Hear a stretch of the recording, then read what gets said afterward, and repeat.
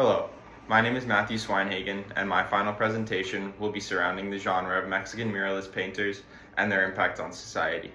Specifically, I would like to focus on the historical impact of Jose Clemente Orozco and what inspired his work.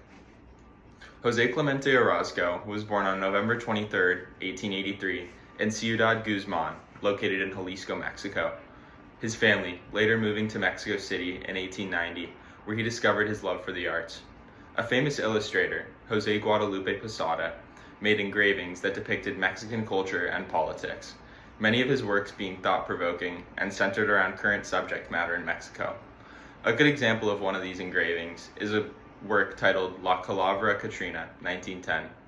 This painting critiqued the upper class in Mexico at the time, depicting a skeleton wearing a fancy adorned hat as a metaphor that even the wealthy can't escape death.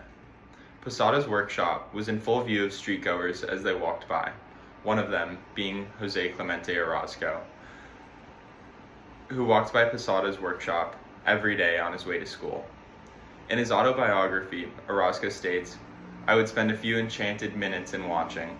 This was the push that first set my imagination into motion and impelled me to cover paper with my earliest little figures. This was my awakening to the existence of art painting."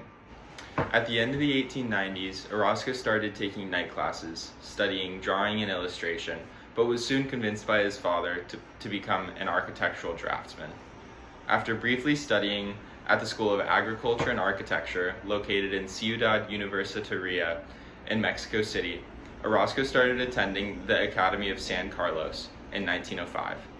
This is where Orozco was able to discover himself artistically and in part politically.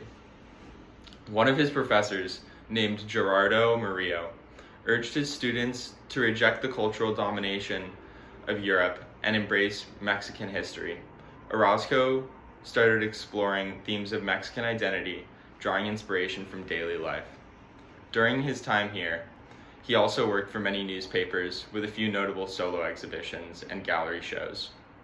On November 20th, 1910, the Mexican Revolution officially started. Orozco was deeply affected and incorporated themes of death, struggle, and regrowth. During the revolution, Orozco worked for a pro-Carranza newspaper called La Vanguardia. Here, he was shown the underbelly of humanity, the wrongdoings, rejection of human worth, and pillaging that was undertaken by the people engrossed in this war. Many of these experiences had an effect on his negative disposition and general dislike of human behavior, displayed in many of his works. Orozco was part of Los Tres Grandes, or the Big Three, which was a group of three muralists at the time: Orozco, David Alfaro Siqueiros, and Diego Rivera. And although they were all considered to be peers, Orozco's ideology was quite different from them. As stated in Orozco's biography on thearthistory.org, Orozco was an anarchist. He was vehemently anti-institution, anti-military, anti-clerical, anti-establishment, and so forth, because he felt these institutions were all inevitably and inherently corrupt. Orozco eventually moved to the United States, first San Francisco and later New York City in 1920. Orozco received a commission for the National Preparatory School in Mexico, where he depicted modern Mexican identity. What was also depicted was the hardworking and abused Mexican working class. These characters were depicted as faceless to represent the monolithic mass of workers who suffered both politically and socially due to the revolution. These signs of protest, standing up for people that aren't able to stand up for themselves, is commonplace in Orozco's work, shedding light on a forgotten class. These works are some of what I would consider his first great murals. During the 1920s, Orozco experienced the worst of the Great Depression in the United States firsthand. This also influenced his outlook on life and, in turn, his artwork.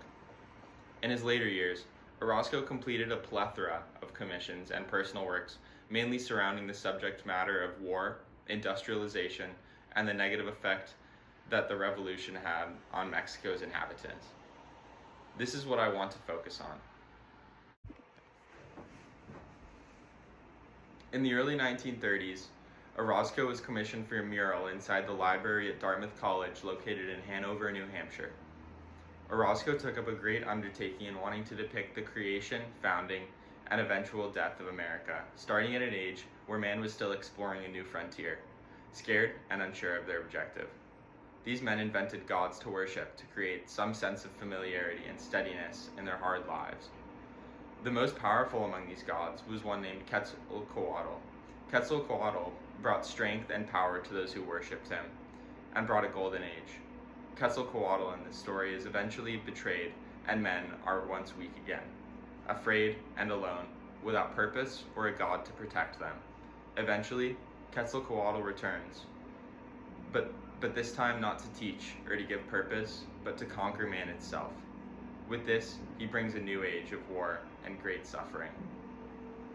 Orozco displays this in his mural with great monolithic machines that seem to be taking advantage of the people and holding them captive, using these machines as a means of control.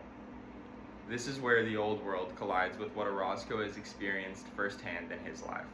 Once trusted people in power, taking advantage of people that gave them power in the first place, and using means of technology greater than them to accomplish that. There are a few characters depicted in the painting that seem to emanate the true essence of greed or hatred. One man is depicted hugging a pile of gold coins.